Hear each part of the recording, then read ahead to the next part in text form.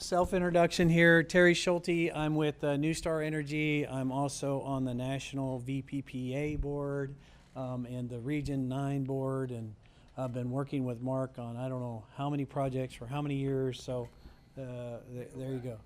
Yes. So, and then I guess I'll let these guys introduce themselves when we get into it. But so one of the things I learned many years ago in this field of safety and health, if you empower others to do your job, they promote you.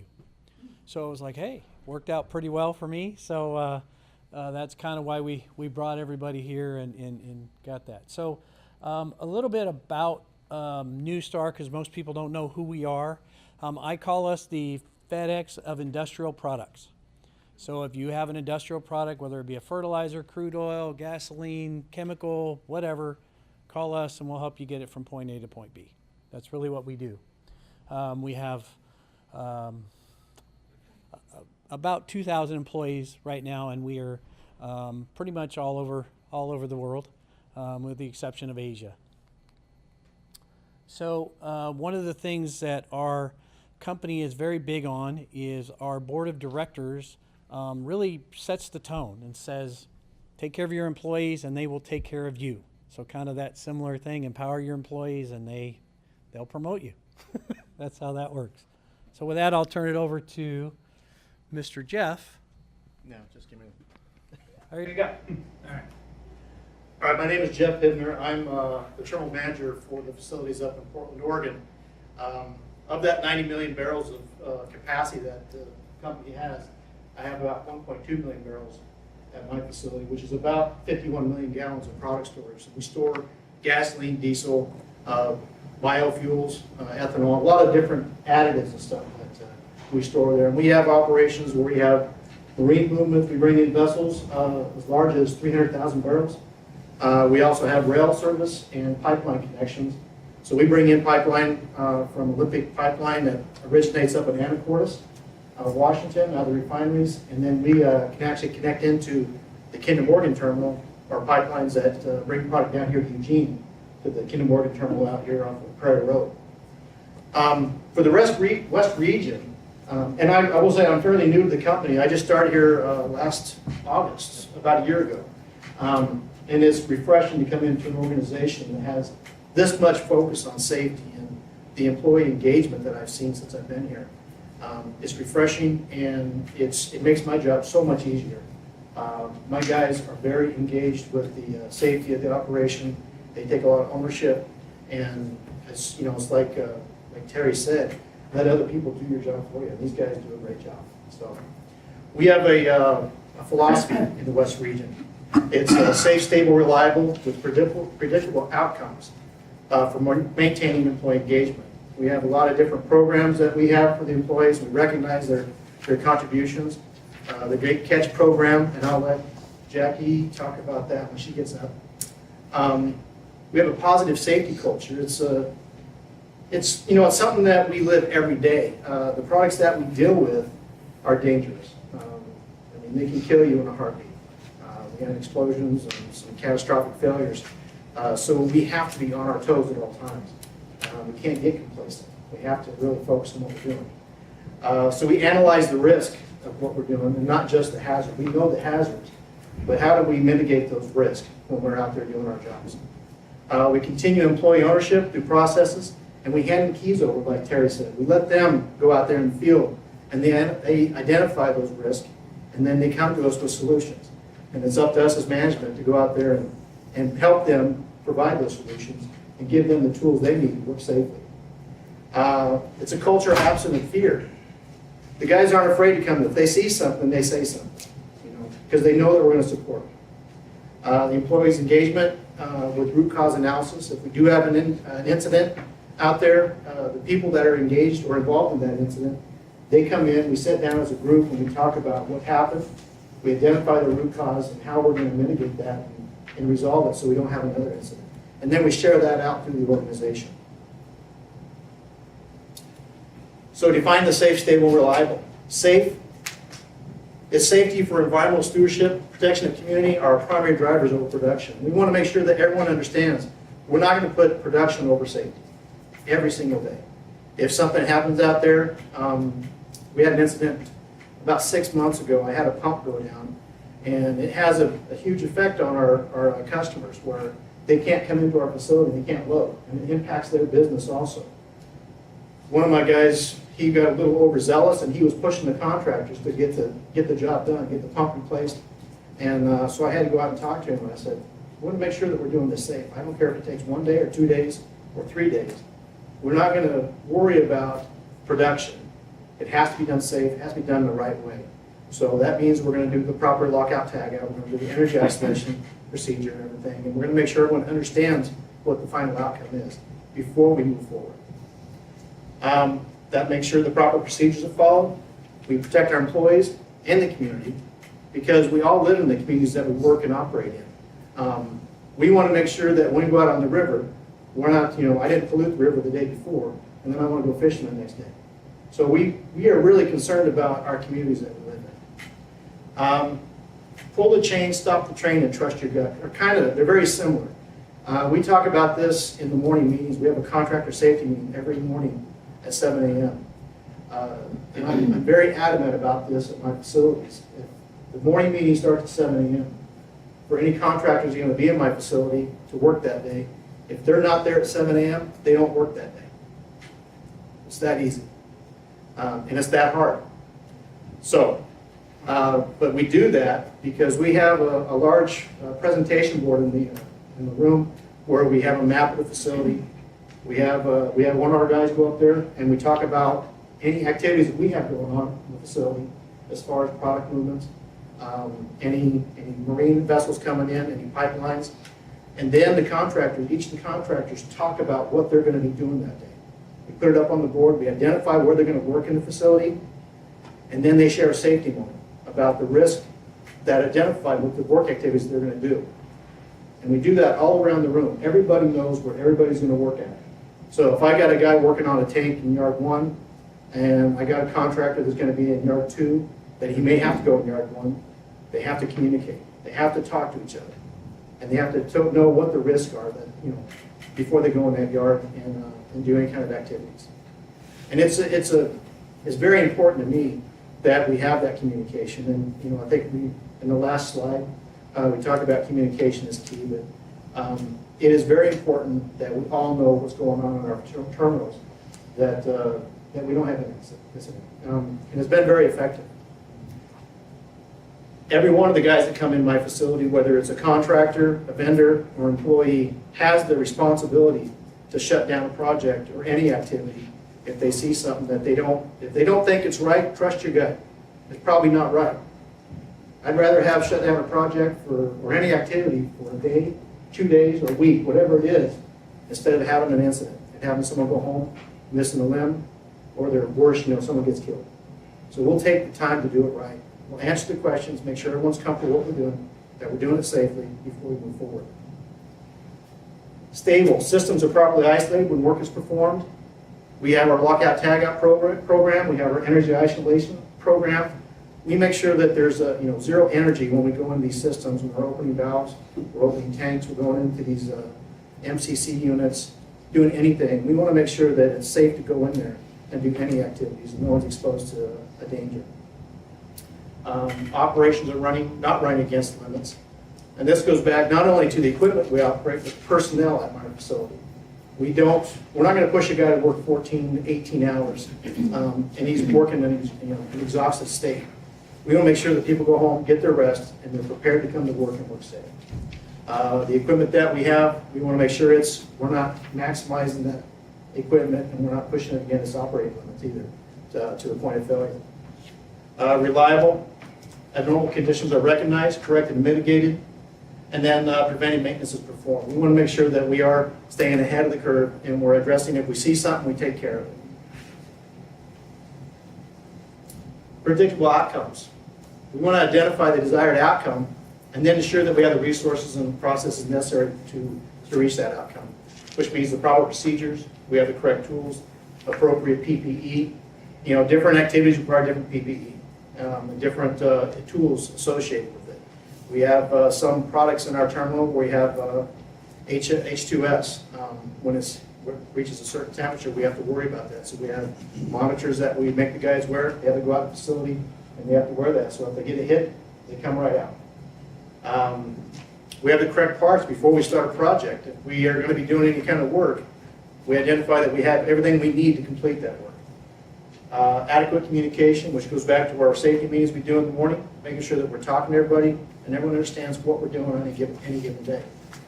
Proper system isolation, which goes to lockout, tagout, and to energy isolation. The proper design and materials for the process.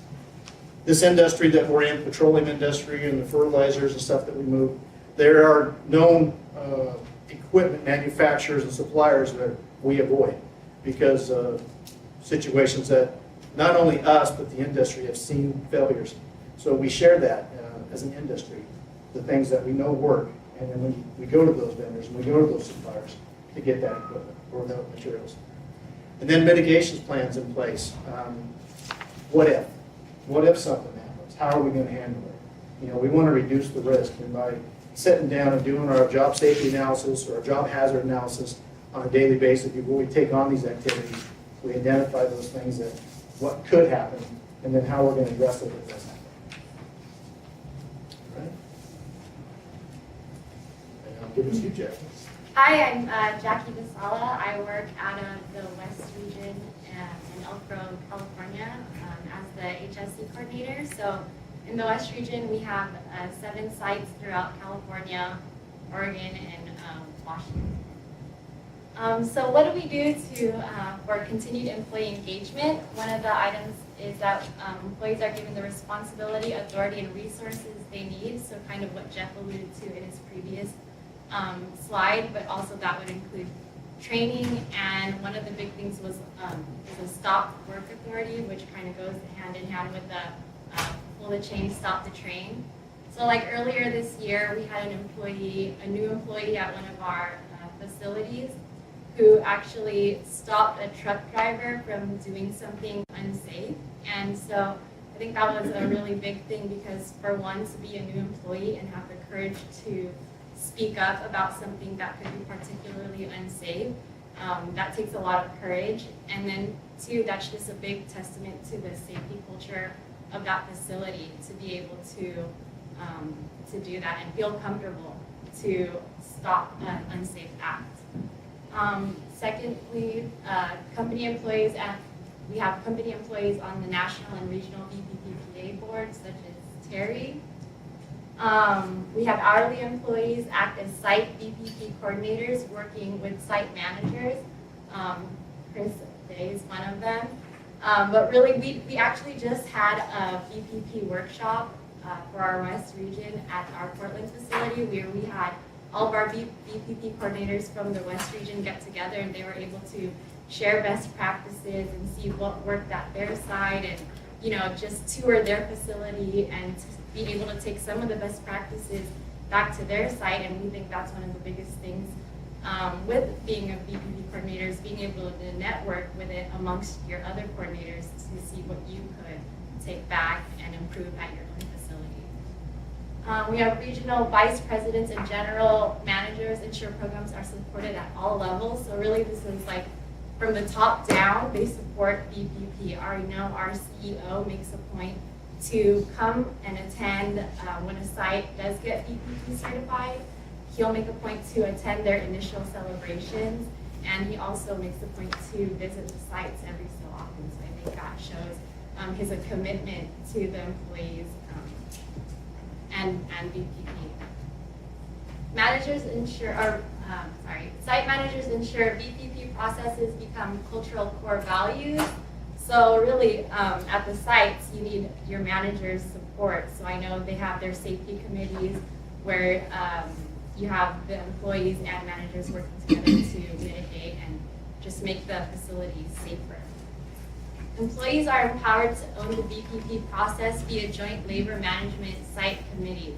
So this is a big one. I know that you guys talked about there's always going to be cave people, but ideally you want to encourage all the employees to participate in VPP, and you want all the employees buy-in. And what you find is that a lot of the issues can be addressed or the employees at the site, like your operators, are the ones who find solutions to the biggest problems you have, because they're the ones who are working day in and day out with those hazards.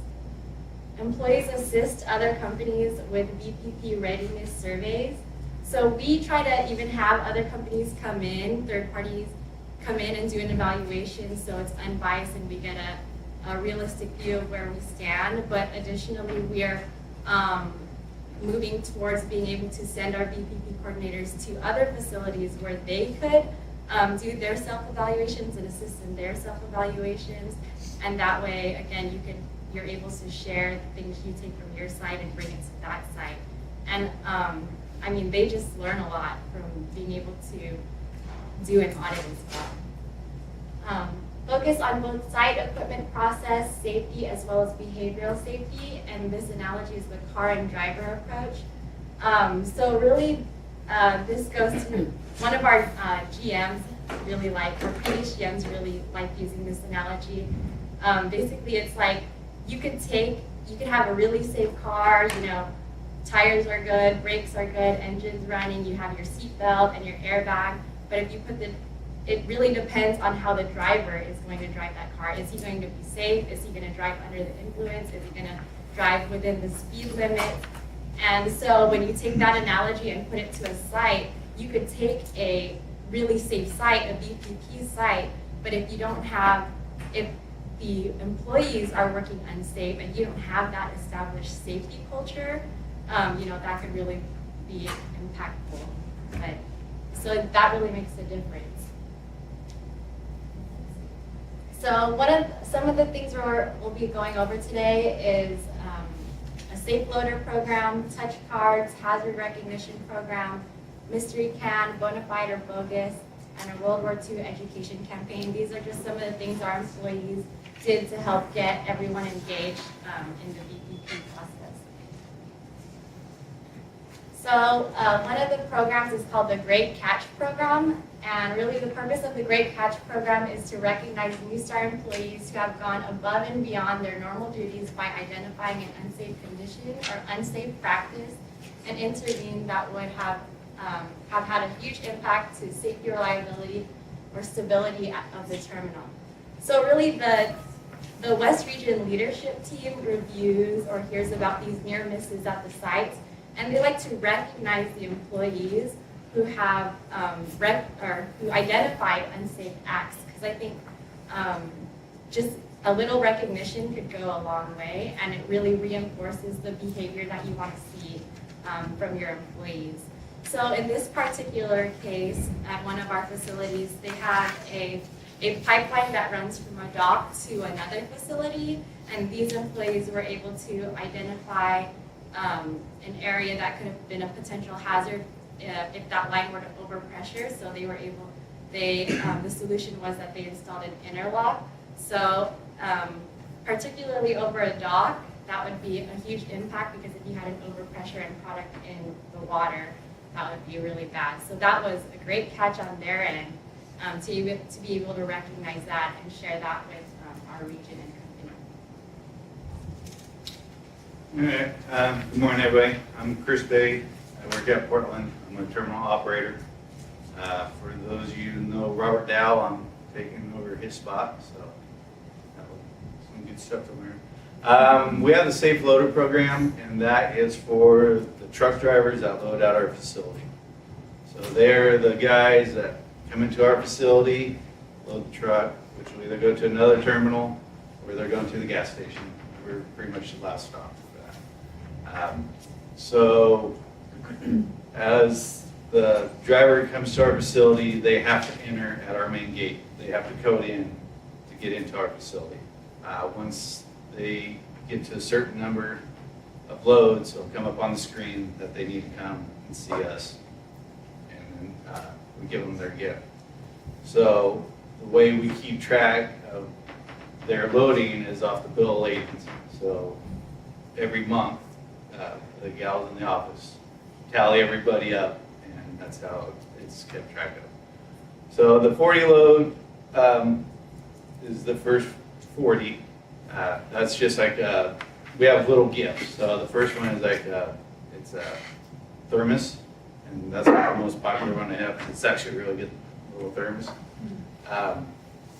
The second one is it's like those small insulated lunch bags. I don't know if you guys seen those, but that's what that one is. The third one for the 240 loads is a small backpack, or you can put like a computer. It's a backpack for that one.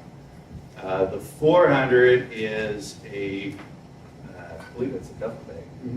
Yeah, it's a small carry-on duffel bag. And on all the stuff that we have, it says Safe Loader Program, so it has a semi-truck emblem on it. The 600 is, I believe, the outdoor, it's like a digital thermometer type thing, it had some other stuff on it. The 800 is the, if I can remember right, it's a small portable like little toolkit, so you like if you want to keep in your car. We have that, and then the 1000, which we've had, what, 3 drivers? 4 drivers now? That's the Gerber multi-tools. That's what that one is. And So- the loaders are all contract, right? They're not employees? Third party, yeah. Third party. So, with that, sorry, I lost my train of thought. So we got the 1000. So when they come and see us, in our TO's office, we have a file and it has all their names. So they get a certificate, they'll get the prize, and then they get that colored sticker and they can put that on their hard hat if they want. So now, there's a lot of drivers are getting really behind it.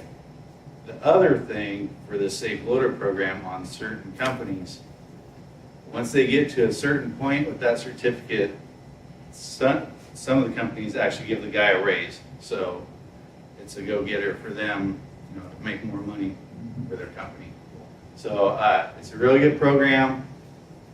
It keeps them on their toes, and while we're out, and we do watch them load. And the key thing for them is be safe. That's the number one. Have good communication. If they see a problem or hear anything or see somebody else doing something, they need to get a hold of us, and we'll go out there and see what's going on. And for me personally, talking to those guys out there, never, ever, ever be in a hurry. Now, if we're busy at the rack, the truck's gonna load at a certain time anyway. So you don't shortcut it, just take your time out there, pay attention, and be safe. Pretty much what I have for a Safe Loader Program.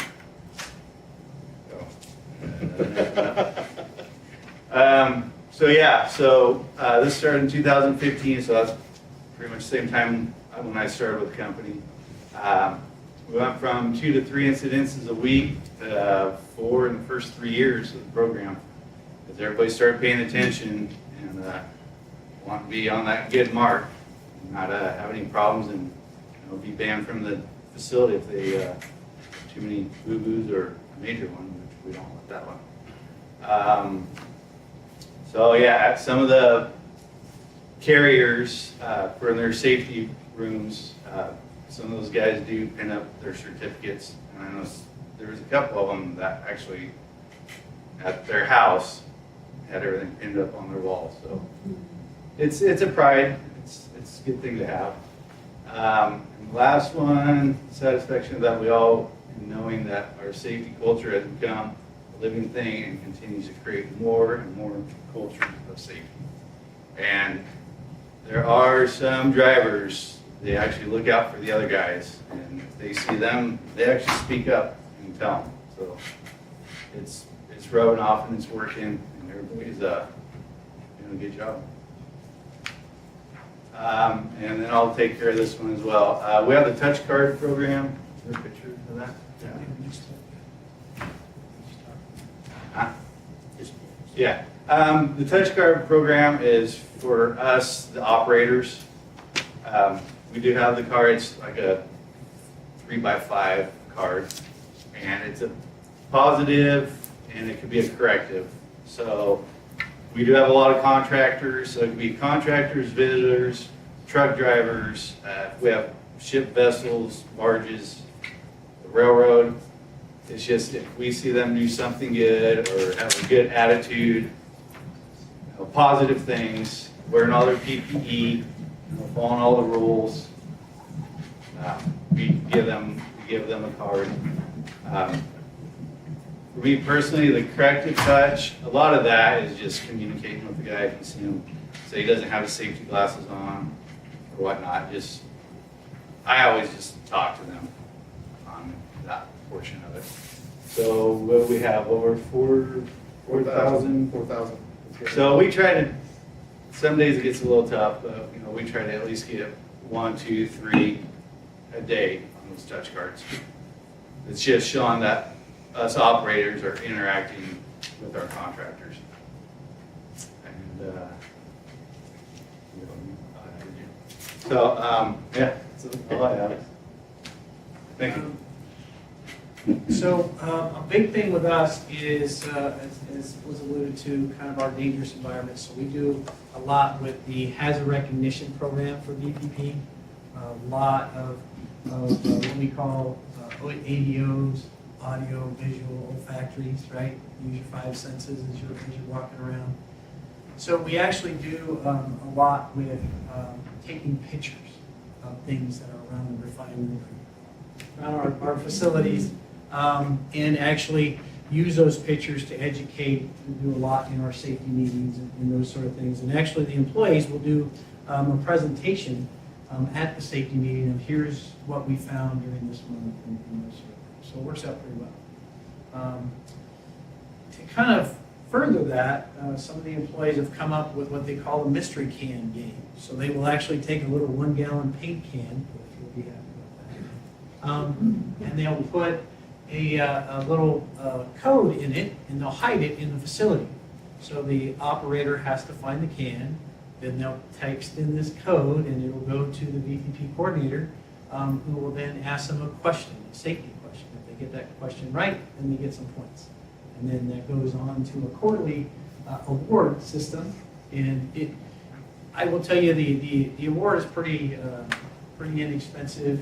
It's a $5 hat or a little letterman or something. But the bragging rights are priceless, right? That's what these guys really go to. So that's where it's really doing that. Kind of along those lines, one of our terminal managers wanted to get involved with this. So he said, well, I'm going to, because we wanted to get everybody in all 3 shifts involved with that. So he came up with something called the bogus or bona fide questions. So he would just call an operator on shift, could be in the middle of the night, and he would ask him 5 questions. And he had to either tell them whether they were true or false. Depending on those questions, whether they were true or false, and they would get points again, and once again, same kind of prizes, but it was more about the bragging rights. They would do this every quarter, and the one who got the most points would win, basically. So it really worked out well, and it also was able to became a very good tool for the manager of the facility to talk with those operators during the middle of the night, off shifts, and kind of understand what was going on. Right? So it really became a very good communication tool for us. And then I'll let Jackie kind of close this out with it. The World War II campaign or boot camp, one of the employees at the facility thought about this campaign, and really what he did was he took small green army men, and he placed it throughout the facility where the operators would do ABOs or would be finding a leak or just things that they should be looking out for if they did a really good ABO, and if they found it, they would bring it to him and he would give them like a sticker. And then if they had so many stickers, they'd move up in rank. And so they did this for, I can't remember how long, a year? So then within a year time frame, they'd say at the end of the year, whatever your rank is, you'd have a certain prize. And so what was really cool about this, because this particular employee who created this game, he's really big into like graphic design and Adobe Photoshop.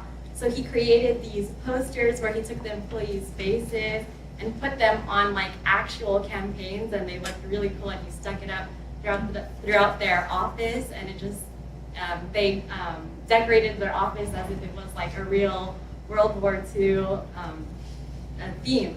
So that was really cool, and the terminal was really into it. And so at the end of the year, they were able to get their prizes, and that was really cool. So, but the big thing too here was that that employee was able to take, you know, what he did as a hobby and bring it into his work site, and it just shows that he really cares and that he brings safety home as well, and that he cares about the employees as well. So as a summary of what we've discussed, VPP process provides a vehicle to change culture. The cultural change must be visibly supported by all levels of the organization. Actions and words must be consistent, right? So the operators don't just want to hear you talk about change, but they want to see the change at their facility as well. Management must be engaged with employees at all levels, visible and approachable. Employees must be empowered to create true ownership. Employees must be provided the tools and resources necessary to be successful.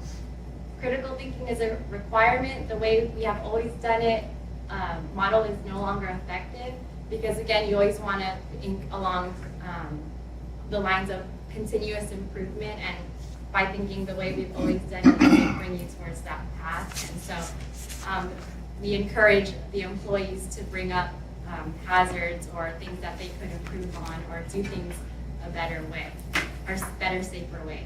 Emerging employees will self-identify and should be developed within the organization for sustainability. Thank you. That's it. Yep. Any questions? Question about the safe loader program. You know, as you showed, went from 2 to 3 incidents a week to none since 2015. Congratulations. Thank you. But you've got to be responsible for more than just measuring safe loads. You said, if I'm a truck driver, I've got to enter in order to come and visit.